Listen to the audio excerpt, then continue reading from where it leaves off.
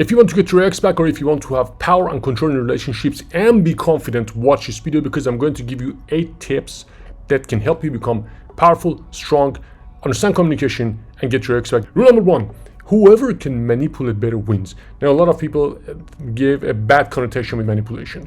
Manipulation doesn't have to be bad. It's just something that people do. Like women put on makeup and attract guys, then the morning after they look completely different. Is it manipulation? Or you go on a date, or you're talking to your ex, you say certain things that show the good side of you, but later you realize, okay, there was also a bad side of it too. You're in the process of negotiating, you're in the process of selling yourself, and you basically have to artfully communicate.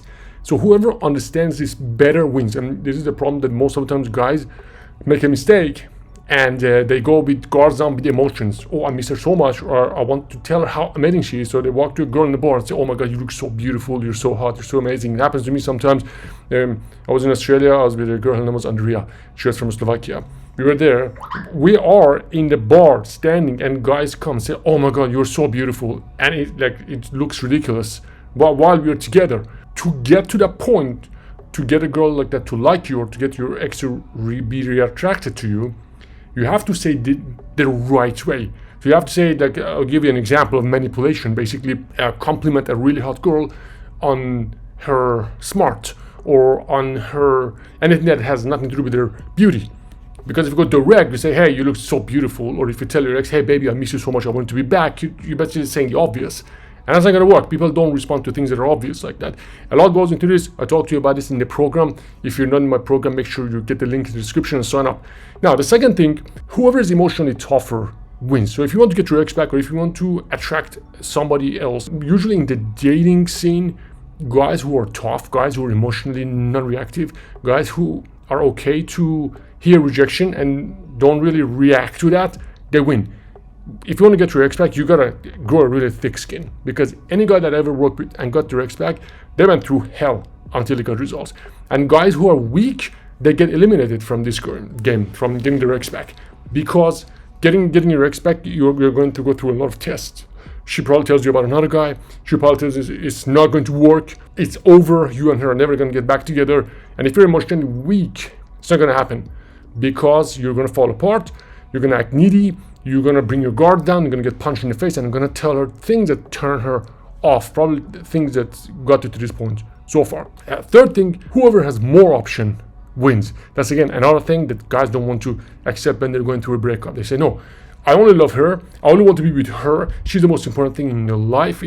I want her to know how important she is to me, and I don't want anybody else. And what they do, they cockblock themselves, and they stop communication with other women. But what your ex usually does after a breakup, she does the opposite. Before the breakup, she usually has more options. Maybe she doesn't even talk about it. Again, I'm generalizing, but this is how it usually works. Women are much smarter with socializing and things like that by default. So she has more options. After the breakup, she even has more options, because she just got back in the market. She wants to get attention. She wants to feel vanity. She wants to go out. And the more options she has, and the less options you have, you get in the worst position. So if you want to get her back, you got to have more options. This doesn't mean go sleep with other girls. Yes, there's certain situations you should, certain situations you shouldn't, which I talk to you about in the program. But whoever has more options just functions better, because if you have more options, you have more confidence, because you have more backup. Imagine you have $1, or imagine you have $2,000. You spend $1 much easier when you have $2,000. Or imagine you have 5 incredibly amazing women who want to be with you, or you just had your ex that now is left, and you don't have any idea how to communicate with her. You don't have any idea to reattract her, and you don't have any idea how to bring anybody else in your life, because she's the only thing you have. So your confidence is directly related with the number of your options. In some scenarios it's debatable, but in general, whoever has more options gets away with whatever they want, end up with what they want. Number 4, whoever has more experience wins. If you don't know how something goes, if it's the first time you're going through something, it's going to be very difficult to get results in that. Getting your ex back is exactly the same. Most people go through it for the first time. Most guys who come to me, they want me to help them with that. It's usually their first divorce, sometimes second divorce. But because of lack of experience, it becomes scary. Anything that you haven't done in the past becomes scary when you want to do it for the first time. Imagine you want to drive a car. How many times have you driven a car? How hard is it for you? How stressful is it for you to drive a car? You just wake up in the morning, maybe you're even half asleep, you can just go sit in your car and drive. But getting an X-Pac, because most guys are not experienced with it, they have a hard time. So they usually mess it up. And that's one thing that having a coach really helps you, because let's say you want to get your X-Pac, but she tells you things that look like it's completely over, it's finished. But if you realize what she says, what it means, what I mentioned to you in the female brain book, how she goes through different realities, if you know this is actually the case, that what she tells you doesn't mean anything in 10 days or maybe even in a month, but right now this is what she believes, it makes it much easier for you to understand what's going on. As if you're not experienced and for the first time your girl says, your ex tells you, hey, you know what, I don't want to be with you ever again, I'm moving out, she packs her stuff and leave. If you've never seen any scenario that things turn around, you're going to completely freak out. Any normal person would freak out. My first breakup I freaked out. I remember that happened. So having experience is really, really, really important to know what you should do next to get results.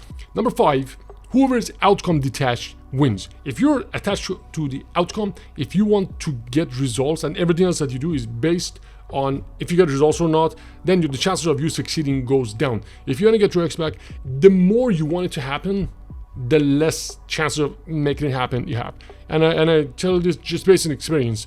And when I work with guys, there are a certain group of guys that are really, really attached to what will happen. They're everything they feel, everything they do is determined by if they're gonna get results or not. As in reality, it's really about the process and how you feel through the process. I managed to understand this about relationships really well, which I'm now applying this to other parts of my life as well. But in general, if you understand the process, if you understand that, dude, I'm gonna be okay with or without this, the chances of you getting results, it will become much more easier. Because let's say you want to see your ex and you sit in front of her and you're in the friction part of the relationship. She says, I don't want to be with you, maybe we can just be friends, you don't know where it is. If you want it to happen so badly, it will show up in the tone of your voice, it will show up in the look in your eyes, it will show up in everything that you say, and you uncontrollably become needy. So being outcome detached is absolutely important. Number 6, whoever has a better life wins. What I mean by better life, I mean by backup, I mean by friends, by social circle. If you're a lonely dude sitting in your basement and the only thing that you had in your life was your girlfriend and now she's gone, you don't know anybody, you don't even know how to go out and socialize, you don't have connection with other people, now suddenly your whole life is upside down because your partner, which was responsible for your communication with other people as well, is now out. So you gotta have a good social life. You gotta have a life that you can call a few people, have a good time with them, go out with them, meet new people. You gotta have social skills. You gotta know that this whole thing that you want to get results with, it's not just about what text message you should send your ex. It's about a lifestyle. Getting your X-Pac is a lifestyle. And having a good social life is one major element. After that, number 7, whoever can text better wins. Texting is a skill. Texting is a skill just like driving, just like playing tennis, just like everything else. You need to understand communication. You need to understand exactly what text message to send, when to send them, how many days to wait, when to comply, when to pull back, when to push forward, when to pull together, and what vocabulary to use when you communicate. That's one of the things that I teach you in my program and also in the program protocols. You gotta master texting. So this is how you know if you know texting or not. Every time there's a text message, you should know exactly what to reply, when to reply, and how long you should wait, and basically everything. You should know exactly what you need to be doing from this point forward. A lot of guys who are in the situation of getting an X-Pac, they don't want to make mistakes. So that's where I come in and help you with texting. But in general, this is one of the things that you learn by doing. Some women, you should be very friendly with them. Some women who are a little more insecure, you should be over friendly with them, and you should not use anything that makes them feel like you might actually leave them. Some women, you should let them feel that you actually leave and she could actually lose you, so she can actually miss you. That will bring her back. So there's different type of people, there's different type of women. I've spoken to you about them in different videos. There's different kinds of women, and based on how your woman is, you should be texting based on that. Sometimes you have to reply to her instantly. Sometimes you have to wait a bit longer. But texting in general is one of those key skills that sits on top of a top solid inner game, and you can get a lot of better results if you know how to text.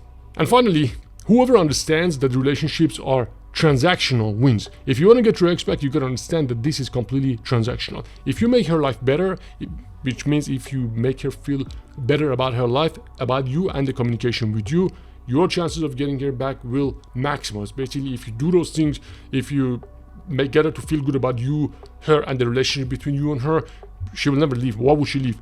Women leave, relationship break because of anger, sadness, jealousy, tension, struggle, emotional weakness, and friction.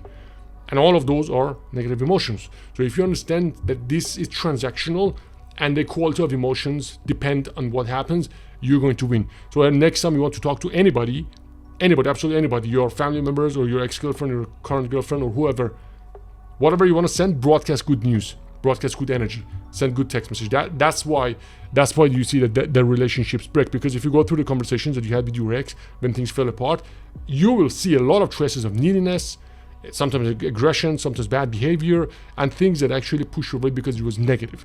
Now, if you want me to help you get your ex back, first thing, read my book. The link is in the description. Make sure you subscribe to my channel. Hit the like button. This is Ben. I'll see you in the next video.